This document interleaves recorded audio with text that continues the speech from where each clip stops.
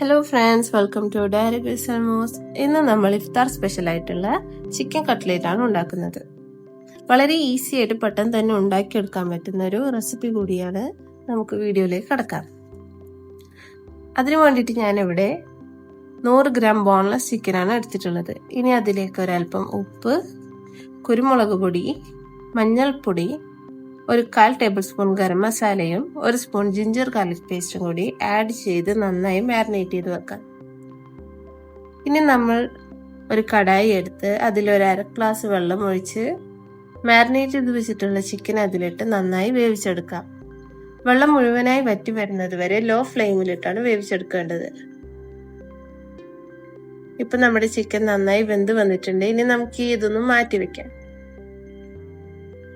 ഒരു കുക്കർ എടുത്ത് 2 ഉരുളക്കിഴങ്ങ് കഷ്ണങ്ങളായി മുറിച്ച് പാകത്തിന് വെള്ളവും ഉപ്പും ചേർത്ത് നമുക്ക് വേവിച്ചെടുക്കാം. ഇനി മറ്റൊരു കടായി എടുത്ത് നമുക്ക് ചിക്കന് വേണ്ടിയിട്ടുള്ള മസാല റെഡിയാക്കാം. അതിനായി ഞാനിവിടെ ഗോൾഡ് വിന്നറിന്റെ സൺഫ്ലവർ ഓയിലാണ് ഉപയോഗിച്ചിരിക്കുന്നത്.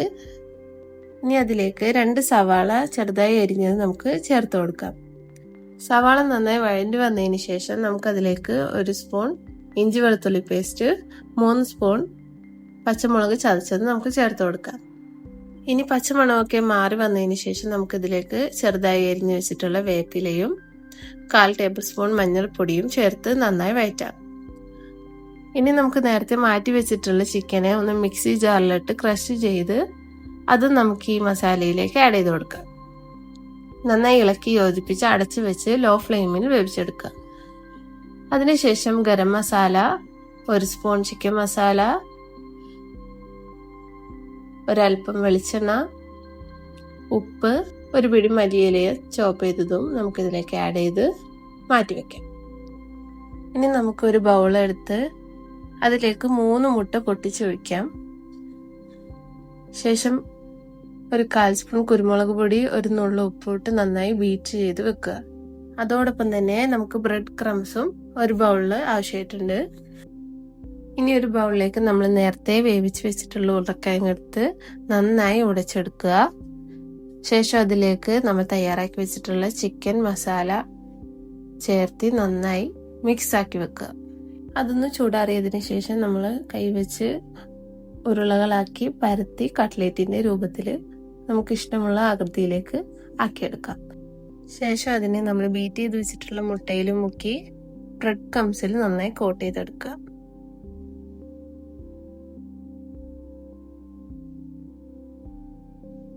പരത്തി വെച്ചിട്ടുള്ള എല്ലാ കട്ട്ലേറ്റും ഇതുപോലെ ബ്രെഡ് ക്രംസിൽ കോട്ട് ചെയ്ത് മാറ്റി വെക്കാം.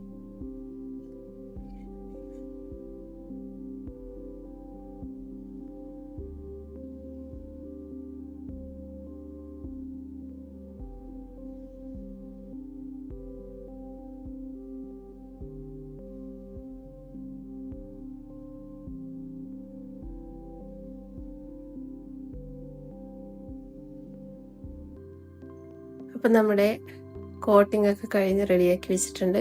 ഇനി നമ്മളൊരു കടായി എടുത്ത് ഓയിൽ ഒഴിച്ച് നന്നായി ചൂടായതിനു ശേഷം മാത്രം നമ്മൾ എടുത്തു വെച്ചിട്ടുള്ള കട്ട്ലേറ്റ് അതിലേക്ക് ചേർത്ത് വറുത്ത് കോരിയെടുക്കുക. ഹൈ ഫ്ലെയിമിലിട്ട് നമുക്ക് നന്നായി ഫ്രൈ ചെയ്തെടുക്കാം. ഇതിന്റെ ഒരു ഭാഗം നന്നായി ഫ്രൈ ആയതിനു ശേഷം നമുക്കൊന്ന് മറിച്ചിട്ട് കൊടുക്കാം. ഇപ്പൊ നമ്മുടെ കട്ട്ലേറ്റ് നല്ല അടിപൊളിയായിട്ട് തന്നെ നമുക്ക് കിട്ടിയിട്ടുണ്ട്. ഇനി ഇതൊന്ന് മാറ്റി വെച്ച് ബാക്കിയുള്ള മുഴുവൻ കട്ട്ലേറ്റുകൾ ഇതുപോലെ ഫ്രൈ ചെയ്തെടുക്കാം.